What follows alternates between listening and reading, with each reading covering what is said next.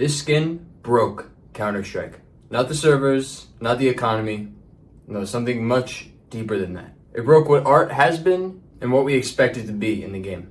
I'm of course talking about the Printstream series. You've wanted one, you've seen it in game, and honestly most of you watching this probably have one or two. It's a simple design, white base, black ink graphics, clean lines. It's not loud, it's not colorful, it's simple. But in that simplicity is where the problem lies. Because the Printstream is not a skin, it's a symbol of a very ugly trend that's happening everywhere. And once I outline it for you here, you'll notice it everywhere. Now before we touch on what's wrong, let's instead talk about what's right. What makes a Counter-Strike skin, or any art really, worth tens of thousands of dollars? Why do people lose their minds over the dragon lore, the Gungnir, or the prints? The market decides the price, sure, but the market and the prices in the market are created by the people. And the people can feel something when they look at these types of skins. They feel the hours, they feel the intention, they feel the craft. Art, or real art, is formally defined by the intentional use of both skill and imagination to create something that's meaningful, expressive, or aesthetically engaging. And while I agree with all parts in that definition, I think it's missing one key component: time. Anyone can slap meaning onto anything, which is exactly the loophole that bad actors exploit. You tape a banana to a wall, you call it a statement on consumerism or whatever the fuck he called it, and now you have one of the most expensive art pieces in the world. The ambiguity is the point of the artwork, and lets the viewer of the art create meaning, not the artist. So in that case, who really is the artist? The person who taped a fucking banana to the wall? Or the person who saw that and was able to create a personal, realistic take on what the banana might mean? If the artists actually wanted to make art, they need to spend their time doing it. Time is the filter. Time is what separates the AWP Gungnir from the AWP Safari Mesh. You feel time when you inspect the Dragon Lore for the 10th year in a row and still are able to find a new detail every time. You might not love all of these skins, but you can come to an objective conclusion that some of them took forever to make on behalf of the artist. There's layers of complexity and care that go into some of them. And that's not subjective.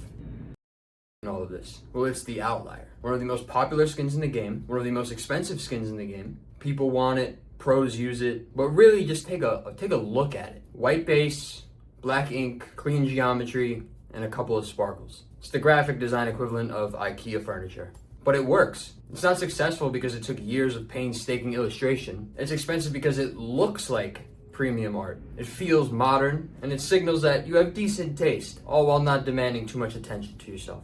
But with it being so popular, you should be asking yourself, what happens down the road when this becomes the standard? And that's because it's not just Counter-Strike. Think about the McDonald's you used to walk into as a kid. Bright red, bright yellow, tacky plastic booths, a big giant playground. Now go to one today. Dull, gray walls, wooden panels. It looks like a fucking Chipotle.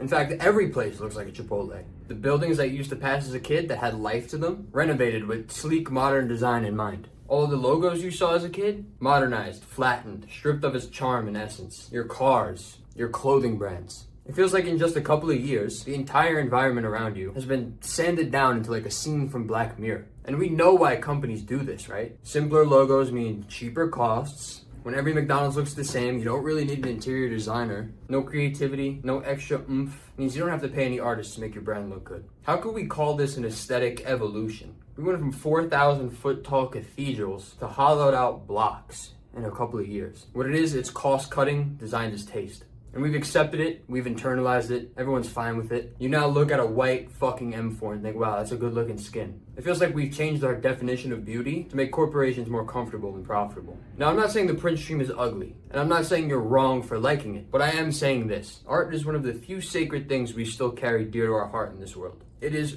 one of the only things we don't optimize for efficiency. We purposefully waste time on it because the actual waste of time is the point. When the skins we tote around look like corporate fucking PowerPoints, we've got a problem. The Dragon Lore tells a story. The Prince looks like it was etched by hand, and the Printstream looks like a PDF file made by someone in his third day in a vector art class. Right, we can have minimalist skins. There was plenty of them before the Printstream, and there will be plenty more after. The problem is that it's winning. If I was an artist, I would look at the market and go, why spend 6 months on an illustration when I can pump out a gun every 2 weeks and make exponentially more money? This is how you kill a culture. Counter-Strike is a place where community and creativity thrive. The skins don't make sense, they aren't supposed to make sense. The pro matches and watching their playbooks. Hell, the game itself wasn't originally a mod for another game. All of this is art. And the only reason it exists is because everyone in the community cared enough to make it and put time into it. The Printstream didn't ruin that, and it's not going to ruin it overnight. But it is something to watch out for. That even in Counter-Strike, one of the last sacred communities in the video game space, minimalism is starting to creep in. And if we're not careful and unappreciative of the real art that comes into this game, you'll wake up one day in a game full of flat colors, parallel lines, and wondering where all the good skins went.